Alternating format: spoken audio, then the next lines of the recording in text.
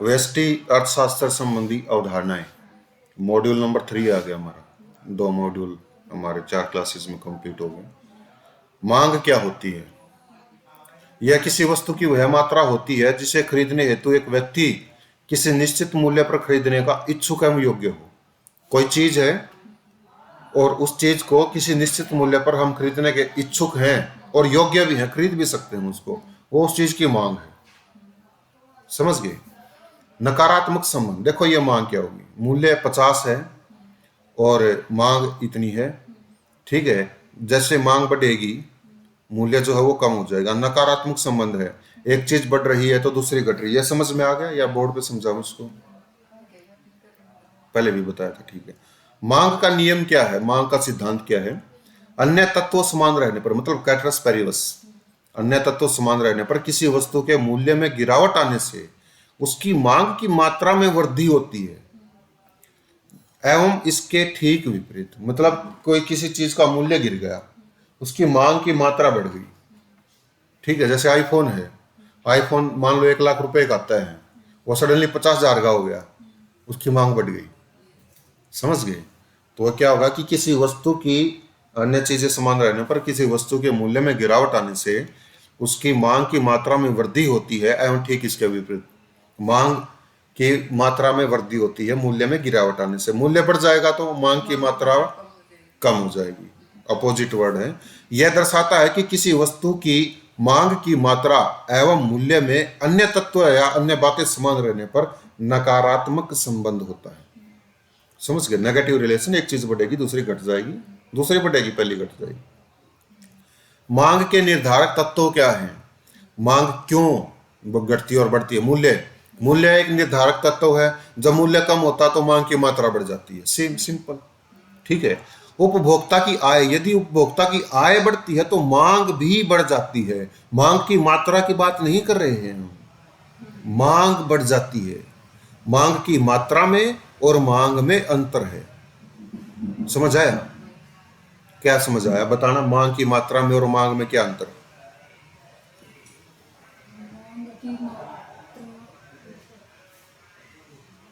मैं इसको बोर्ड पे बताता हूँ।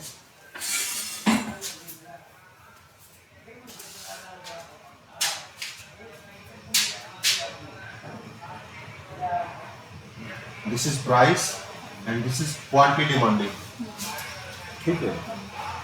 दिस इज डिमांड का, मान लो किसी चीज का प्राइस है 50 रुपए इतना, ठीक है। तो इसकी क्यूडी कितनी होगी? क्यूडी होगी इतनी, ठीक है। अगर किसी चीज का प्राइस कम हो गया, इतना प्राइस हो गया, तो जो क्यूडी है वो इतना बढ़ गया, क्वांटिटी डिमांडेड इतना बढ़ गई। इतनी बढ़ने के बाद जब क्वांटिटी डिमांडेड इतनी बढ़ी है, लेकिन डिमांड तो वही है ना, डिमांड बढ़ी है, क्वांटिटी मतलब क्वांटिटी बढ़ी है डिमांड की, कोई चीज है उसकी डिमांड की क्वांटिटी बढ़ी, ये होगा। अब जब डिमांड बढ़ती है ना, तो डिमांड बढ़ने का मतलब ये होता है, ये जो डिमांड कर्व है ये शिफ्ट हो जाएगी यहाँ। ये शिफ्ट होने के बाद क्या होगा कि रेट उतना ही है, लेकिन रेट होने के साथ साथ डिमांड जो है वो बढ़ गई। समझ गए? रेट उतना ही, जो डिमांड है वो इतनी, डिमांड बढ़ गई रेट बढ़ गई। समझ गए? डिमांड, मांग का बढ़ना, डिमांड कर्व का शिफ्ट होना, और क्वांटिटी डिमांडेड का बढ़ना, एक ही कर्व पर मूवमेंट का होना। क्वांटिटी डिमांड और क्वांटिटी आपने बताया, सॉरी डिमांड, अब मांग किसी चीज की तो बढ़ेगी।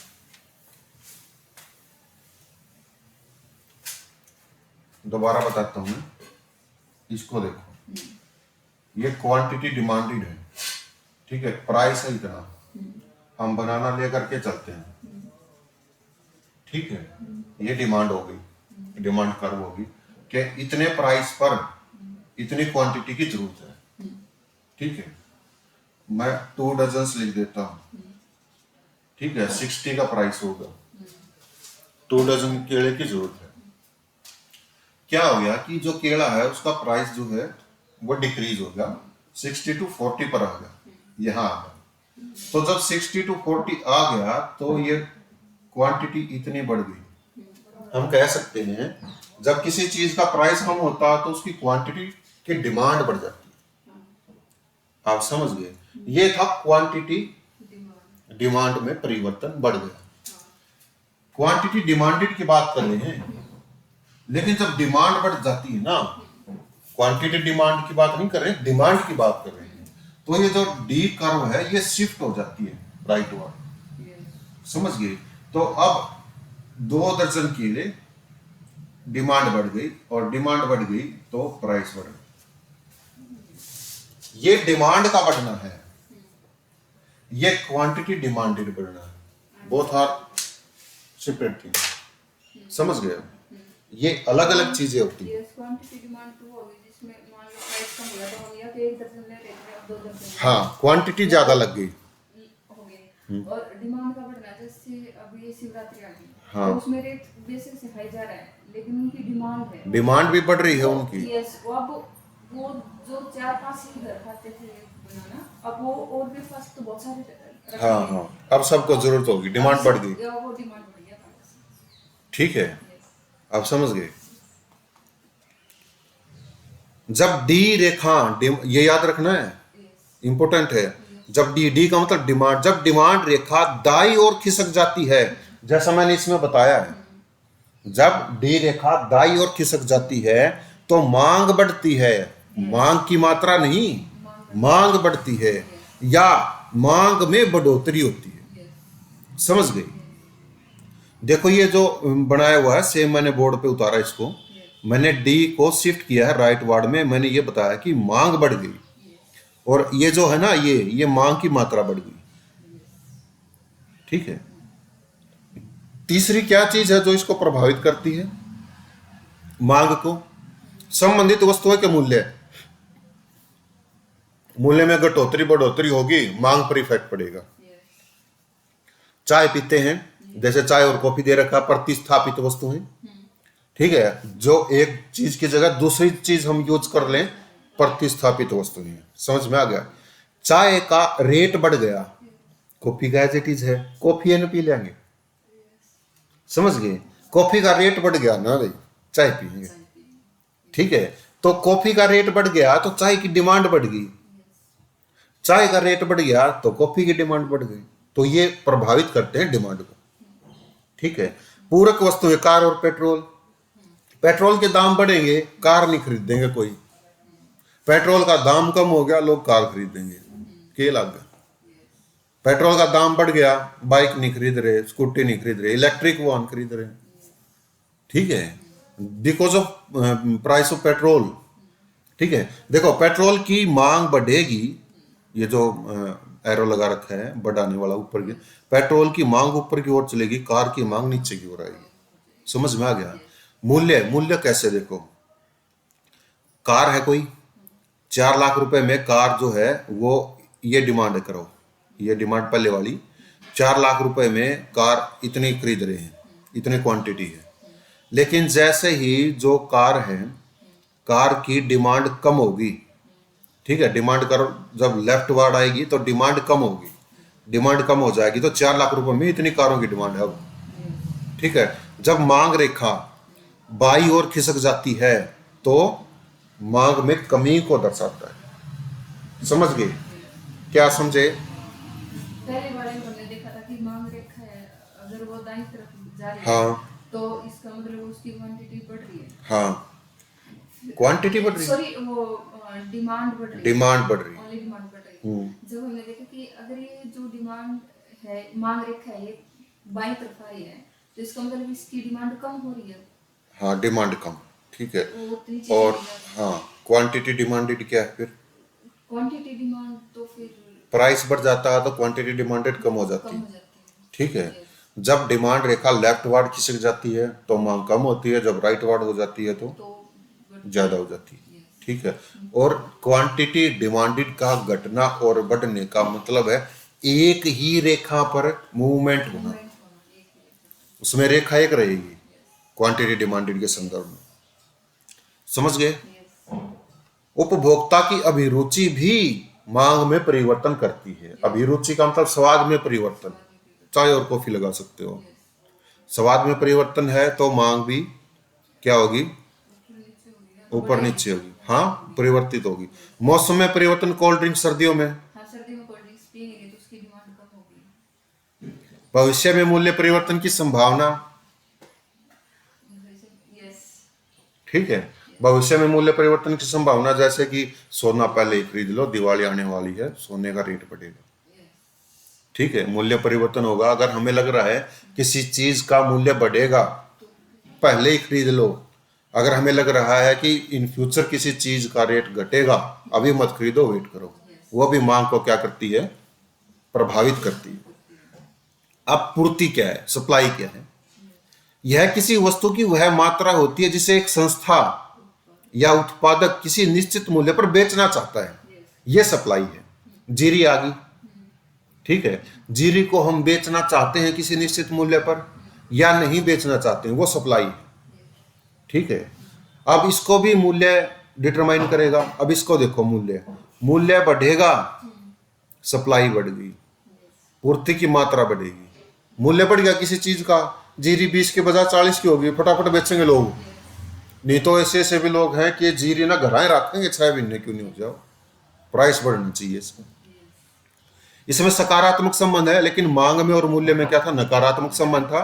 जब प्राइस बढ़ता था मांग घटती थी, मांग बढ़ती थी प्राइस घटता था। अब इसमें क्या, प्राइस बढ़ गया सप्लाई बढ़ गई, ठीक है, और प्राइस कम हो गया सप्लाई कम हो गई, ठीक है। सकारात्मक संबंध है, एक चीज के साथ दूसरी चीज भी बढ़ती है। लाभ, लाभ हमने जैसे कल बताया था, रिवेन्यू माइनस कॉस्ट, मूल्य मल्टीप्लाई बाई वस्तु की मात्रा, ये प्राइस मल्टीप्लाई बाई क्वांटिटी, ये हमारी आगम होती है। आगम क्या होती है, मान लो हमने 10 पेन प्रोड्यूस कर दी है और एक पेन पर प्रोड्यूस करने में हमारा 7 रुपए का खर्चा आया है, ठीक है, तो 10 मल्टीप्लाई बाई 7 इज 70, 70 का हमारा रिवेन्यू, आगम होगी वो, ठीक है, इतना खर्चा आया है। और लेकिन जो वो आगम है, लेकिन इसमें से लागत को हम करेंगे ना, मूल्य, मूल्य कितना है, मूल्य नहीं बताया मैंने, खर्चा बताया मैंने उसमें। लेकिन हम उसका पेन को हम 15 रुपए में बेच रहे हैं, 10 पेन है, 7 का खर्चा है, 15 रुपए में बेच रहे हैं, तो 10 पेन 15 रुपए में बेच दिए, 150 रुपए आ गए, 150 रुपए आ गए, 150 रुपए में 70 रुपए माइनस कर दो, 70 कॉस्ट होगी और 80 रुपए कितने बच गए, वो हमारा लाभ हो गया, ठीक है, ये हो गया। पूर्ति का नियम क्या कहता है, ये समझ में आ गया या बोर्ड पर समझाओ इसको, ठीक है। जैसे ये सप्लाई कर्व होती है, सप्लाई कर्व नीचे से ऊपर की ओर जाती है, ठीक है, यहां से, ठीक है, ये मूल्य बढ़ गया तो इक्विलिब्रियम यहां पर आ जाएगा, यहां पर क्वांटिटी डिमांडेड, एक ही लाइन पे चलेगी। हाँ, ठीक है, दूसरी भी हो सकती है, ये भी तो ऊपर नीचे हो सकती है, ठीक है, आगे देखेंगे हम इसको। पूर्ति का नियम क्या कहता है, अन्य तत्व समान रहने पर किसी वस्तु के मूल्य में वृद्धि होने से उसकी पूर्ति की मात्रा में भी वृद्धि होती है, एवं इसके ठीक विपरीत, प्राइस बढ़ेगा, क्वांटिटी सप्लाई भी बढ़ेगी, कैटरस पेरिबस, ये शॉर्ट फॉर्म में लिखा हुआ मैंने। कैटरस पेरिबस का मतलब होता है अन्य तत्व समान रहने पर जब किसी चीज का प्राइस बढ़ता है तो किसी चीज की सप्लाई भी बढ़ जाती है। पूर्ति के निर्धारक तत्व क्या है, मूल्य, मूल्य कम तो पूर्ति की मात्रा कम, उसके विपरीत मूल्य ज्यादा तो पूर्ति की मात्रा ज्यादा, समझ रहे हो। उत्पादन लागत, यदि लागत बढ़ती है तो पूर्ति कम होती है, ठीक है, कैसे, लागत बढ़ तो पूर्ति कम होती है, क्योंकि कोई चीज को प्रोड्यूस करने में अगर ज्यादा पैसे लगेंगे तो उसको हम कम नहीं बना पाएंगे। हाँ, मान लो हम 100 रुपये में खर्चा करके 100 रुपये का हमें 50 पेन प्रोड्यूस कर रहे हैं, 2 रुपये खर्चा हो गया। 50 पेन को प्रोड्यूस करने में हमें रॉ मटेरियल की भी तो जरूरत है, रॉ मटेरियल का प्राइस बढ़ा दो, ठीक है, रॉ मटेरियल का प्राइस अगर बढ़ गया तो पेन कितने प्रोड्यूस होंगे, 100 रुपये में 50 की बजाय कम ही प्रोड्यूस होंगे। तो अगर किसी चीज के जो लागत बढ़ गई उसको प्रोड्यूस करने में तो पूर्ति कम ऑटोमेटिक होगी। तो उत्पादन लागत जो है वो भी सप्लाई को कम करती है, लागत बढ़ेगी सप्लाई कम होगी, लागत कम होगी सप्लाई बढ़ जाएगी, प्रभावित करती है। ये देखो, ये सप्लाई कर्व है, पहले की सप्लाई है, ये इक्विलिब्रियम यहां पर आ गया, ये पूर्ति की मात्रा। जब पूर्ति की रेखा बाईं ओर चली जाती है तो यह पूर्ति में कमी को दर्शाती है और जब यह दाईं ओर चली जाती है तो पूर्ति में वृद्धि को दर्शाती है। मैं इसको फिर समझाता हूं।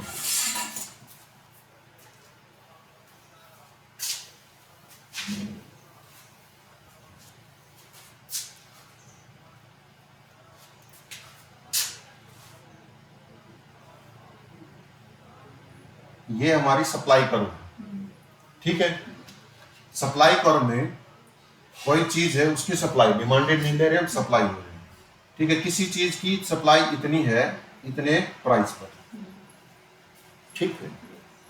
किसी चीज का प्राइस बढ़ा दिया हमने, इतना कर दिया, मान लो ये 60 था तो हम 70 पर ले गए, तो 70 पर ले गए तो सप्लाई कितनी होगी, इतनी होगी, ये इतनी सप्लाई होगी, समझ गए। अब इसमें क्या बता रखा है, जब पूर्ति की रेखा बाईं ओर चली जाती है, ये क्या है, ये सप्लाई है। सप्लाई मान लो हमने इतनी कर दी, ये नई रेखा हमने बना दी, S1 ले लिया, तो S1 ले दिया तो 70 पर क्या हो गया, ये यहां पर आ गई, क्वांटिटी क्या है, कम होगी, लेकिन प्राइस क्या, प्राइस बढ़ गया, क्वांटिटी कम होगी। सप्लाई क्या होगी, अब सप्लाई डिक्रीज होगी, ठीक है, समझ गए। सप्लाई डिक्रीज होने का मतलब जो क्वांटिटी थी उसकी सप्लाई कम होगी, ठीक है। और क्वांटिटी जब ये सप्लाई कम होगी, ये दिखा दिया, और सप्लाई की जो रेखा है अगर वो इस साइड आ रही है, मतलब राइट साइड आ रही है, डाउनवर्ड आ रही है, तो ये क्या दिखाएगी, ये जो सप्लाई है, ये सप्लाई बढ़ गई, कितनी बढ़ गई है, इतनी बढ़ गई। इतनी बढ़ने का मतलब ये है कि जो क्वांटिटी सप्लाई है वो इतनी बढ़ गई। अब समझ में आ गया। पूर्ति की जो ये सप्लाई कर्व जो है दाईं ओर चली जाती है तो दाईं ओर, ठीक है, राइट वार्ड, राइट वार्ड बोलोगे, नीचे की ओर नहीं बोलोगे, नीचे की ओर ऊपर की ओर, राइट वार्ड लेफ्ट वार्ड बोलोगे उसको, ठीक है। करों में परिवर्तन, करों में परिवर्तन, यदि कर की दरें बढ़ जाती हैं तो पूर्ति कम हो जाती, कैसे, मान लो किसी को कोई कंपनी आपको कुछ भी लगाना, वो लगाना है, और उसको जब वो पैसे ले रहा उधार कोई, तो उसको ज्यादा कर देना पड़ेगा। अगर ज्यादा कर दे रहा है तो फिर कम ही पैसे ले पाएगा, कम ही प्रोडक्ट। करों में परिवर्तन हो गया, करों की दरें बढ़ जाती हैं तो पूर्ति कम हो जाती है। पूर्ति कम होने का मतलब ये है, मान लो कोई चीज हमने प्रोड्यूस कर दी, उस चीज प्रोड्यूस पर कर ज्यादा देना पड़ रहा है, कर ज्यादा दे रहे हैं तो उसका प्राइस रेट भी बढ़ेगा, ठीक है। प्राइस रेट बढ़ेगा, चीजें महंगी होगी, चीजें महंगी होगी, डिमांड कम होगी, डिमांड कम होगी तो वो सप्लाई भी कम होगी, समझ गए। ऐसे है, ये कॉन्सेप्ट है इकोनॉमिक्स के, और कोई कॉन्सेप्ट नहीं है। प्राकृतिक कारण क्या है, प्राकृतिक कारण तकनीक में परिवर्तन भी सप्लाई को वो कर सकती है, सप्लाई बढ़ा भी सकती है, सप्लाई कम भी कर सकती है। पहले हाथों से काम होता था, ठीक है, लेकिन तकनीक में परिवर्तन आ गया, मशीनें आ गई, तकनीक तो आई है, अब ज्यादा ज्यादा काम होने लगा, ज्यादा ज्यादा प्रोड्यूस होने लगा। प्राकृतिक कारण, प्राकृतिक कारण, फसल उगा रखी है किसान ने, ओलावृष्टि हो गई, बाढ़ आ गई, फसल उत्पादन कमी होगी तो भी कमी होगी। प्राकृतिक कारण ये प्राकृतिक आपदाएं, समझ गए। बाजार की मांग भी प्रभावित करती है। बाजार की मांग क्या होती है, हम इसको देखेंगे। मांग ही होगी वो किसी क्षेत्र की सभी व्यक्तिगत मांगों का योग बाजार की मांग कहलाता है। किसी क्षेत्र में मान लो हम हमारे सिटी में सभी व्यक्तिगत मांगों का योग, मेरे को 2 केले चाहिए, आपको 1 चाहिए, उनको 3 चाहिए, उनको 10 चाहिए, उनको ये चाहिए, इनकी मांग को टोटल कर दो, कितने दर्जन हो, कितने दर्जन, बाजार में इतने दर्जन केले भिजवाओ भाई, अपना आप लीजिए। सभी किसी क्षेत्र के सभी व्यक्तिगत मांगों की मांग का जो योग होता है उसको बाजार की मांग कहलाता है। बाजार की पूर्ति क्या होगी, किसी क्षेत्र की सभी संस्थाओं की पूर्ति का योग बाजार की पूर्ति कहलाता है। किसी क्षेत्र में जितनी भी संस्थाएं हैं प्रोड्यूस कर रही हैं, कुछ भी तेल, साबुन, कोलगेट, कुछ भी है, ठीक है, वो प्रोड्यूस कर रहे हैं, टोटल कितना प्रोड्यूस उन्होंने किया है वो बाजार की सप्लाई है, समझ गए। बाजार की मांग सभी इंडिविजुअल व्यक्तियों की मांग का योग और सभी संस्थाओं की सप्लाई का टोटल जो योग हो गया वो क्या हो गया, बाजार की पूर्ति हो गया। बाजार संतुलन क्या है, इक्विलिब्रियम, जो हम पढ़ चुके हैं पहले। देखो, यह वह स्थिति होती है जिसमें किसी बाजार में मांग और पूर्ति की मात्रा समान होती है। यह एक आदर्श स्थिति है। ये देखो, इसमें ये प्राइस होगा, ये क्वांटिटी होगी, प्राइस 1 पर क्वांटिटी कितनी है, ये डिमांड है, ये सप्लाई है, ठीक है, तो प्राइस 1 पर डिमांड और सप्लाई क्या होगी, यहां होगी। ठीक है, यहां चली गई, ये प्राइस पहले वाला था। ठीक है, यहां आकर के दोनों रेखाएं इंटरसेक्ट कर रही हैं, डिमांड एंड सप्लाई कर्व, तो ये इक्विलिब्रियम है, संतुलन यहां पर है, बाजार संतुलन। ठीक है, यहां पर सप्लाई इतनी है किसी चीज की, डिमांड इतनी है, तो डिमांड ज्यादा है सप्लाई कम है, ये अभाव हो गया, शॉर्टेज होगी। किसी चीज की डिमांड इतनी है, किसी चीज की सप्लाई इतनी है, ये प्रचुरता होगी, एक्सेस सप्लाई होगी। यहां पर क्या होगा, यहां पर डिमांड भी उतनी है, सप्लाई भी उतनी है, ये संतुलन होगा। ठीक है, ओ पी संतुलन मूल्य है, ओ और पी ये संतुलन मूल्य है यहां पर, एंड ओ एंड क्यू, ओ और क्यू जो है ये क्या है, संतुलन मात्रा है। जहां पर O P and O Q intersect होते हैं, जो दोनों पॉइंट मिलते हैं पी एंड क्यू, ठीक है, वो ई पॉइंट होता है, इक्विलिब्रियम होता, मांग और पूर्ति की मात्रा। समझ गए इक्विलिब्रियम का होगा। आदर्श स्थिति, क्योंकि इस बिंदु पर उपभोक्ताओं की संतुष्टि उपयोगिता अधिकतम होगी और संस्थाओं का लाभ भी अधिकतम होगा। ठीक है, वास्तविक लेन देन बाजार संतुलन पर होता है, वास्तविक लेन देन बाजार संतुलन पर, इतनी डिमांड है, इतनी सप्लाई है, इतने पैसे भेजो भाई, इतनी चीजें चाहिए, बाजार संतुलन पर। बाजार तंत्र क्या है, यह एक स्वचालित प्रक्रिया है, ऑटोमेटिक, जिसके माध्यम से मांग एवं पूर्ति के आधार पर किसी बाजार में संतुलन स्थापित होता है। इसे मूल्य तंत्र या अदृश्य हाथ भी कहते हैं। अदृश्य हाथ का नाम एडम स्मिथ ने दिया था, अदृश्य हाथ। हम दिल्ली के मार्केट को लेते हैं, केला लाख दर्जन, डिमांड है सभी व्यक्तिगत। अदृश्य हाथ का एग्जांपल दे देना। अदृश्य हाथ का मतलब जो बाजार तंत्र है ना, वो ऑटोमेटिक काम करता है। ठीक है, बाजार तंत्र में कैसे हाथ लगे हुए हैं, कितने डिमांड है, क्या है, कौन सप्लाई कर रहा है, कहां से है, अदृश्य हमें नहीं पता चलता। ये अदृश्य हाथ का दिया था इसको, मूल्य तंत्र। ठीक है, अब हम दिल्ली की मार्केट को लेते हैं। ठीक है, मांग में परिवर्तन का प्रभाव क्या, हम इसको देखते हैं। दिल्ली की मार्केट में केला लाख दर्जन में है। ठीक है, तो 50 रुपए के रेट पर हमें 6 लाख दर्जन केलों की आवश्यकता है दिल्ली की मार्केट में। समझ गए। लेकिन सडनली क्या होगा कि 60 रुपए केले का प्राइस बढ़ गया। केले का प्राइस अगर 60 रुपए बढ़ गया तो केले की सप्लाई भी बढ़ गई, इतनी सप्लाई बढ़ गई। ठीक है, ये इक्विलिब्रियम पहले यहां पर था, डिमांड इतनी थी। ठीक है, डिमांड बढ़ गई केले की 60 रुपए पर, डिमांड बढ़ गई, केले की सप्लाई भी बढ़ गई 60 लाख। तो अब इक्विलिब्रियम पॉइंट यहां पर आ गया। ठीक है, इक्विलिब्रियम पॉइंट ज्यादा पर आ गया। अगर हम इनको काउंट करें कि डिमांड तो यहां पर है, सप्लाई यहां पर है, डिमांड कम है, सप्लाई ज्यादा, इट मींस एक्सेस सप्लाई है। ठीक है, एरो को देखना, ये माउस वाले एरो को, किसी चीज की सप्लाई यहां पर है लेकिन उसी चीज की डिमांड यहां पर है, तो ये शॉर्टेज होगी, कि सप्लाई कम है, डिमांड ज्यादा है। समझ गए। पूर्ति में परिवर्तन का प्रभाव क्या है, मूल्य किसी चीज का कम हो गया। ठीक है, तो डिमांड ये है, सप्लाई ये है, और इस प्राइस पर इक्विलिब्रियम यहां पर है। मान लो हमने किसी चीज का मूल्य कम कर दिया, मूल्य कम कर दिया तो क्या होगा, सप्लाई कम होगी, राइट साइड होगी सप्लाई, सप्लाई राइट साइड होगी, तो उसी चीज की सप्लाई राइट साइड हो रही है, तो सप्लाई में कमी हो रही है, डिमांड इतनी है, इक्विलिब्रियम पॉइंट, प्राइस भी कम हो गया। सप्लाई कम होगी तो प्राइस कम होगा, क्योंकि इनका पॉजिटिव रिलेशन है। ठीक है, इक्विलिब्रियम यहां पर आ गया, डिमांड पे कोई फर्क नहीं है, डिमांड यहां आ गई, फिर बढ़ गई, प्राइस कम हो जाएगा, डिमांड बढ़ जाएगी। ठीक है, देखो मांग की मात्रा में परिवर्तन क्या है और मांग में परिवर्तन क्या है, जो मैं ऑलरेडी समझा चुका, फिर भी देखते हैं। मांग रेखा पर ही चलन मांग की मात्रा में परिवर्तन, ये मांग रेखा है, इसी के ऊपर मूवमेंट हो रही है, तो ये क्या है, मांग की मात्रा में परिवर्तन है। प्राइस कम हो गया, मांग की मात्रा बढ़ गई, अपोजिट रिलेशन। ठीक है, मांग में परिवर्तन क्या है, जब मांग रेखा बाई या दाई और खिसक जाती है तो मांग में परिवर्तन होता है। ये समझ गए।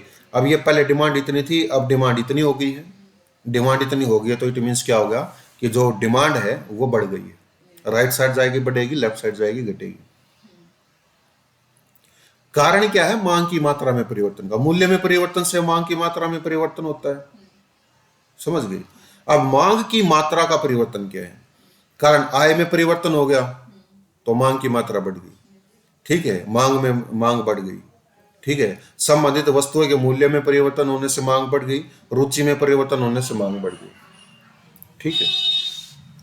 मांग और पूर्ति मूल्य को निर्धारित करती है और मूल्य मांग की मात्रा को, मतलब ये जो है ना, ये जो मिटा हुआ है इसके लिए ये डी था यार। डिमांड एंड सप्लाई दोनों मिलकर के प्राइस को डिटरमाइन करती हैं, और प्राइस अकेला है जो quantity demanded and quantity supply को डिमांड करता है। प्राइस बढ़ेगा तो ही quantity demanded and quantity supply बढ़ेगी और घटेगी। ठीक है। और डिमांड एंड सप्लाई जो हो दोनों मिलकर के प्राइस को वो करते हैं डिटरमाइन। समझ गए। मांग और पूर्ति मूल्य को निर्धारित करती है। किसी चीज की मांग इतनी है, किसी चीज की सप्लाई इतनी, ठीक है, इतने रुपए में बेच दो, प्राइस आ गया इनको देख करके। इतने रुपए पर किसी चीज की कितनी क्वांटिटी बढ़ती है, कितनी सप्लाई बढ़ती है, वो फिर आगे डिटरमाइन होगी। मूल्य के अतिरिक्त किसी और चीज में परिवर्तन होने से मांग की मात्रा नहीं बल्कि मांग ही बदल जाएगी। मूल्य के अतिरिक्त किसी और चीज में परिवर्तन हो गया तो मांग ही बदलेगी। ठीक है। आय में परिवर्तन होगा तो मांग ही बदल जाएगी। लोग चाय पी रहे हैं, आय बढ़ा दो उनकी, 10,000 से 20,000 कर दो, चाय को मुंह नहीं लगाएंगे, कॉफी पियेंगे, कॉफी की मांग बढ़ गई, जो पहले नहीं थी अब बढ़ गई। समझ गए। मांग में परिवर्तन। क्रय शक्ति क्षमता, परचेजिंग पावर पैरिटी। ठीक है। भारत का विश्व में तीसरा स्थान है। यह एक विनिमय दर प्रणाली है जिसके अंदर या जिसके अंतर्गत विभिन्न मुद्राओं की विनिमय दर उसकी सापेक्ष क्रय शक्ति के आधार पर निर्धारित होती है। वर्तमान में पीपी कितनी है? $1 और रुपए 25। मतलब $1 में जो चीज हम खरीद पा रहे हैं 25 रुपए में खरीदेंगे। ये परचेजिंग पावर पैरिटी है। ठीक है। एक्सचेंज रेट नहीं है कि $1 में आपको 80 से 85 रुपए मिलेंगे। एक्सचेंज रेट अलग होता है, परचेजिंग पावर पैरिटी अलग होती है। ठीक है। अब हम $1 में, अब इसमें देखो वस्तु पेप्सी अमेरिका में $1 में आती है, भारत में 35 रुपए में। ठीक है। बर्गर पनीर $2, $2 का आता है पनीर वाला बर्गर, भारत में 80 रुपए का आएगा। आईफोन $1,000 का अमेरिका में आ रहा है, 90,000 का भारत में आएगा रुपए का।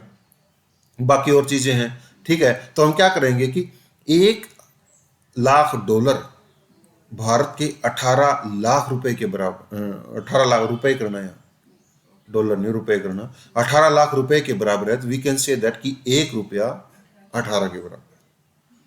ये परचेजिंग पावर पैरिटी है कि $1 में जो हम खरीद पा रहे हैं वो 18 रुपए में खरीद पा रहे हैं।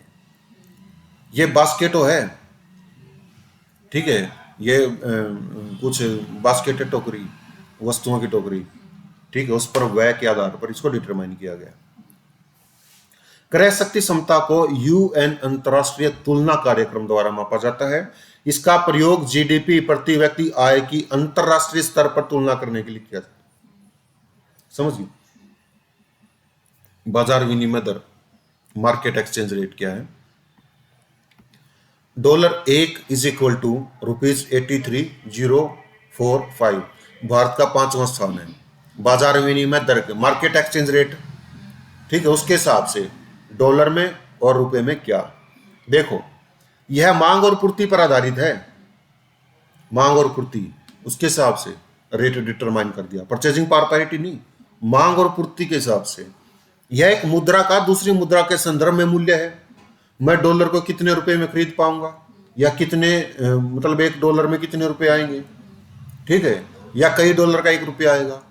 ठीक है। तो एक मुद्रा का दूसरी मुद्रा के लिए जो मूल्य है वो बाजार विनिमय दर है। यह अंतर बैंक विदेशी मुद्रा बाजार में किया जाता है। ठीक है। अंतर बैंक विदेशी मुद्रा बाजार में किया जाता है। सभी लेन देन इसी पर होते हैं, डिमांड एंड सप्लाई। ठीक है। अब इसमें देखो, भारत में डॉलर कैसे आएगा। अब ये है, डॉलर का मूल्य रुपए में 83 रुपए $1। डॉलर की मात्रा कितनी है? इतनी है। ये demand of dollar and supply of dollar है।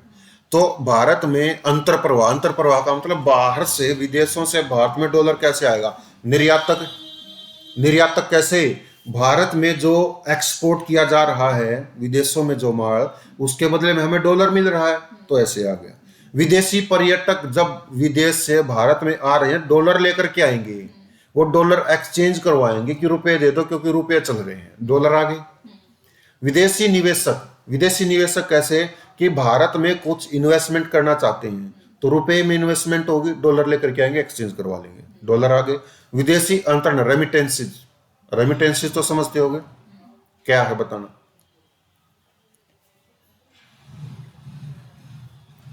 हमारा कोई सगा संबंधी बाहर विदेश में काम करने के लिए गया हुआ है, तो वो जो पैसे भेजेगा वहां से, विदेशी मुद्रा डॉलर भेजेगा, यूएसए में गया हो, ठीक है। ये हो गया डॉलर का अंतर प्रवाह कि डॉलर इंडिया में कैसे आ रहा है। तो डॉलर इंडिया से बाहर भी तो जा सकता है, कैसे? आयात तक, हम आयात कर रहे हैं विदेशों से, कुछ मंगवा रहे हैं, पैसे तो लेंगे नहीं, रुपए नहीं लेंगे, वो डॉलर लेंगे, डॉलर जाएगा बाहर, ठीक है। भारतीय पर्यटक जब विदेशों में जाएंगे डॉलर लेकर के जाएंगे, डॉलर दे दो, उस देश की भी मुद्रा ले लो, ठीक है। भारतीय पर्यटक बाहर जा रहे हैं, ठीक है, और भारतीय निवेशक अगर किसी देश में निवेश कर रहे हैं, डॉलर में निवेश करेंगे।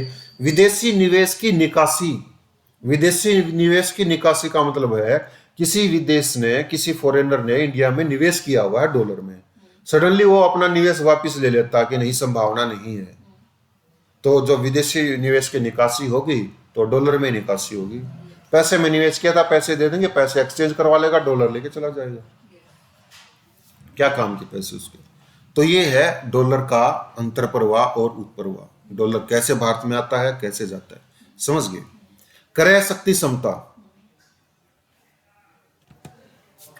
डबल स्कैनिंग होगी इसकी। पानी हीरा विरोधाभास, ठीक है। पानी हीरा विरोधाभास का मतलब पानी की डिमांड ज्यादा है, ठीक है, और पानी की डिमांड ज्यादा है तो किसी चीज की जब डिमांड बढ़ती है तो प्राइस कम हो जाता है, और हीरे की डिमांड कम है, हीरे की सप्लाई भी कम है, ठीक है। इसको देखते हैं हम क्या है।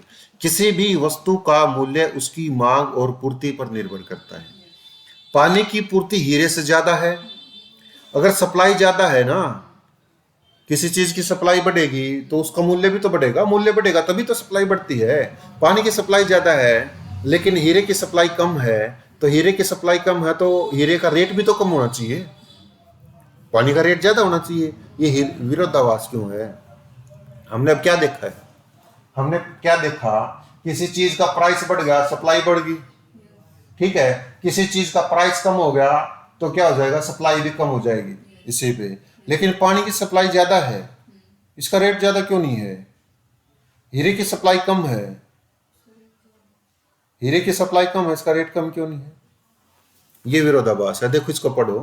किसी भी वस्तु का मूल्य उसकी मांग और पूर्ति पर निर्भर करता है, ठीक है, क्योंकि डिमांड एंड सप्लाई मिलकर के प्राइस को डिटरमाइन करेगी, price quantity demanded and quantity supply को डिटरमाइन करेगा।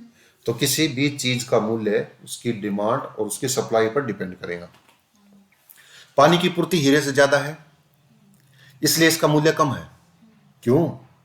हीरे की पूर्ति कम है इसलिए इसकी कीमत पानी से ज्यादा है, क्योंकि पानी जीवन के लिए हीरे से ज्यादा जरूरी है। यह इसका विरोधाभास है, समझ गए। मांग की लोच, आप समझ रहे थे कि व्हाट इज इलास्टिसिटी, इलास्टिसिटी क्या है, क्वेश्चन पूछा था कभी, मैंने कहा था कि बताएंगे, तो आज आ गया मांग की लोच। मांग की लोच हम इसको बस बाद में दिखाता हूं, मैं पहले इसको समझो क्या है। परसेंटेज चेंज, इलास्टिसिटी क्या है? इलास्टिसिटी का मतलब होता है लोच, ठीक है। Percentage change in quantity demanded, ठीक है, तो परसेंटेज चेंज इन प्राइस, समझ में आया? मूल्य में परिवर्तन होने से मांग में कितना परिवर्तन हो रहा है। मान लो मूल्य में इतना सा परिवर्तन हो गया, मांग इतनी बढ़ गई, मान लो मूल्य में इतना परिवर्तन हो गया, मांग इतनी सी बढ़ी है, तो ये जो रिलेशन है ना इनका, ये रिलेशन लोच है, इलास्टिसिटी है, समझ गए। अब इसमें देखो हम क्या देखते हैं, यह किसी वस्तु की मांग की मात्रा में प्रतिशत परिवर्तन एवं उसके मूल्य में प्रतिशत परिवर्तन का अनुपात होता है, इसे मांग की कीमत लोच भी कहा जाता है, समझ गए। अब देखो इसमें लोचदार मांग प्रकार हम, ठीक है, हम मांग की लोच के प्रकार पढ़ रहे हैं। लोचदार मांग कब होगी? जब इलास्टिसिटी इज लेस देन 1 या मोर देन 1।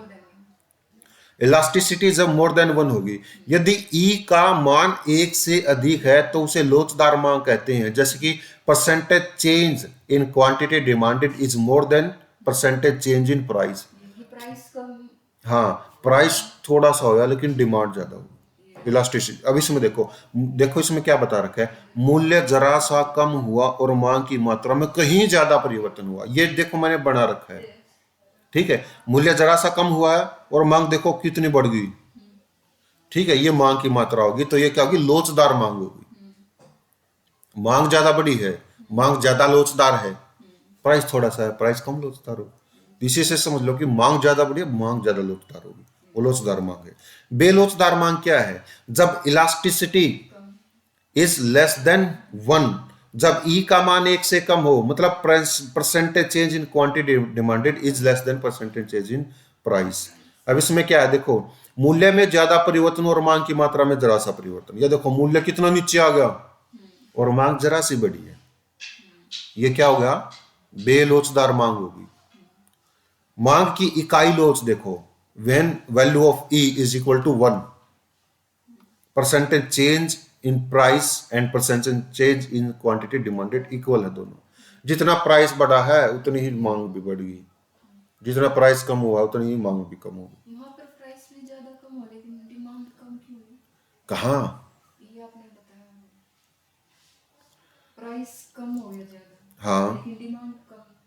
डिमांड बढ़ी है, ये देखो डिमांड बढ़ी है, अच्छा, मूल्य में ज्यादा मूल्य में ज्यादा परिवर्तन और मांग की मात्रा में जरा सा परिवर्तन। परिवर्तन का मतलब मांग बढ़ी है, देखो इसको, इसको भी देखो, यहां भी ध्यान दिया करो, ठीक है।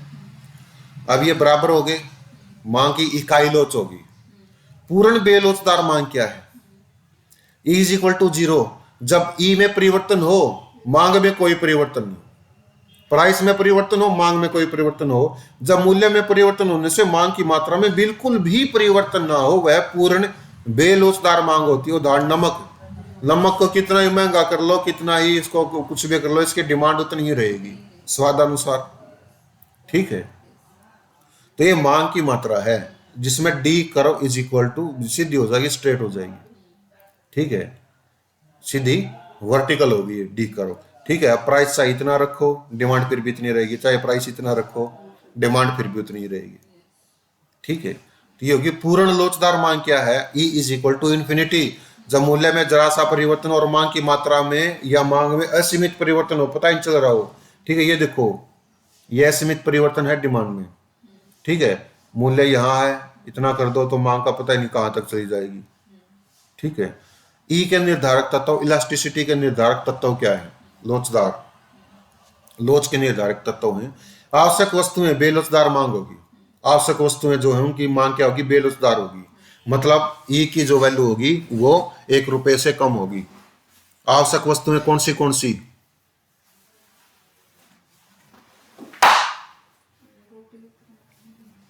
ठीक है, आवश्यक वस्तुओं की जो मांग होगी बेलोचदार मांग होगी, ठीक है, जो घर में डेली यूज होती हैं, जिनके बिना हम काम ही नहीं कर सकते उनकी।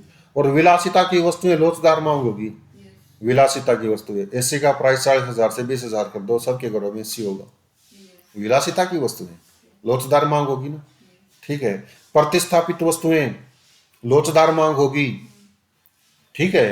लोचदार मांग कैसे होगी, प्रतिस्थापित वस्तुएं, चाय का प्राइस बढ़ा दो, कॉफी, ठीक है।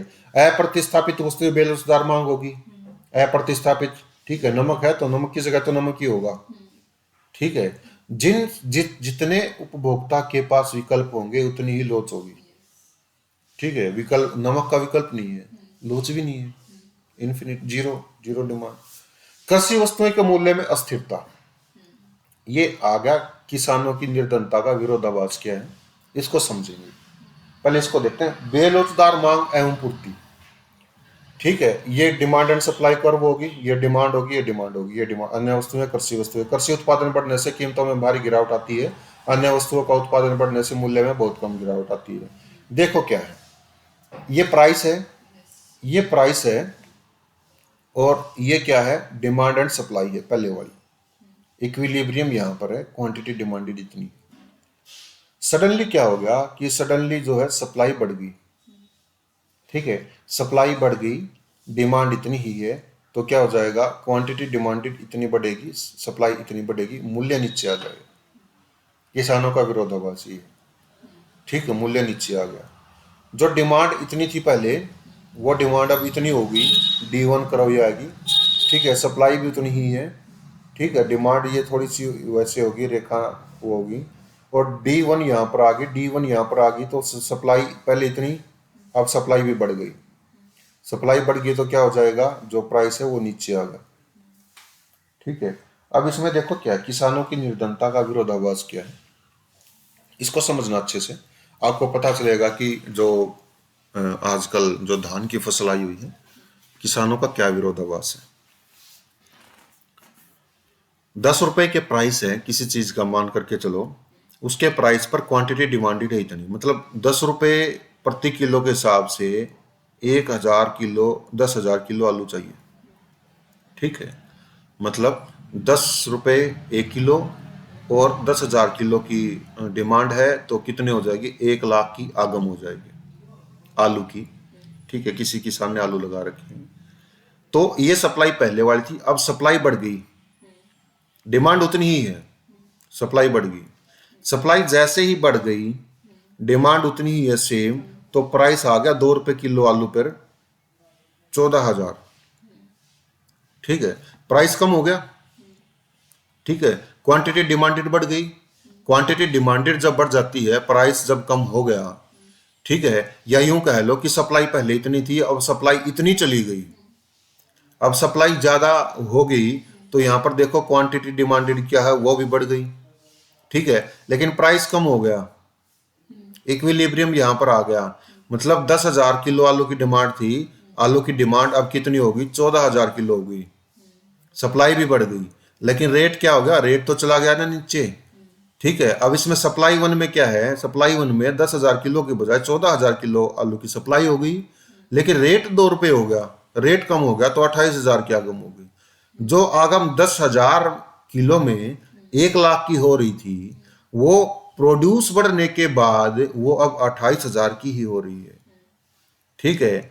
अब इसको देखो, अगर प्राइस बढ़ गया, 30 कर दिया, और 5,000 की सप्लाई होगी, 5,000 किलो की, तो अब इसमें देखो 1,50,000 की होगी।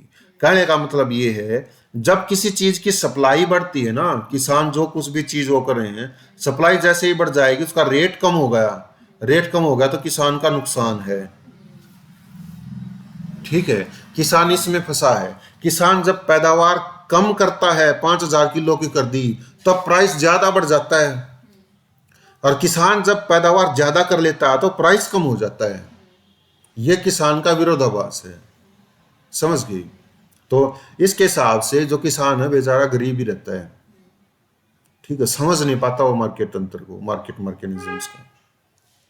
यह संभव नहीं है कि सरकार सभी फसलों का न्यूनतम समर्थन मूल्य घोषित करे, क्योंकि सरकार के पास कोल्ड स्टोरेज कम है। सरकार उन्हीं फसलों का एमएसपी घोषित करती है जिनको स्टोर किया जा सकता है। गन्ने का एमएसपी नहीं होता, एसएमपी, वैधानिक स्टेचुटरी मिक्स्ड प्राइस होता है, मैक्सिमम प्राइस होता है उसका। वैधानिक न्यूनतम मूल्य होता है जिसे 2009-10 में एफआरपी, उचित और लाभकारी मूल्य से बदल दिया गया। पहले गन्ने का एसएमपी होता था, अब गन्ने का फेयर रिम्यूनरेशन प्राइस होता है, समझ गए। स्टॉक नहीं कर सकते और रस नहीं रहता। हाँ, उसका फेयर रिम्यूनरेशन प्राइस होता है, क्लियर। मांग की आय लोच क्या है, मांग की आय लोच, ठीक है, मांग की आय लोच, आय बढ़ने से मांग में क्या परिवर्तन, ये मांग की आय लोच है। मांग की आय लोच जैसे कि percentage change in quantity demanded and percentage change in income. Income बढ़ने से या इनकम कम होने से क्वांटिटी डिमांडेड पर क्या प्रभाव पड़ता है, वो होता है, यह दिखाता कि आय में परिवर्तन होने से, ठीक है, मांग की मात्रा में कितना परिवर्तन होता है। प्रकार है इसके, देखो, आय लोचदार मांग, जब जो वाई है, इनकम जो है, इनकम की जो वैल्यू है, इलास्टिसिटी ऑफ इनकम, इसकी जो वैल्यू है 1 से ज्यादा, इसका अर्थ है कि जितनी आय बढ़ेगी मांग उस अनुपात से ज्यादा बढ़ेगा, ज्यादा बढ़ेगी मांग उस अनुपात से, ठीक है। उदाहरण विलासिता की वस्तुएं, ठीक है, विलासिता की वस्तुओं में आय थोड़ी सी बढ़ेगी लेकिन सब कुछ होना चाहिए, एसी भी हो, गाड़ी भी हो। समझ गए? ये है आय लोचदार मांग।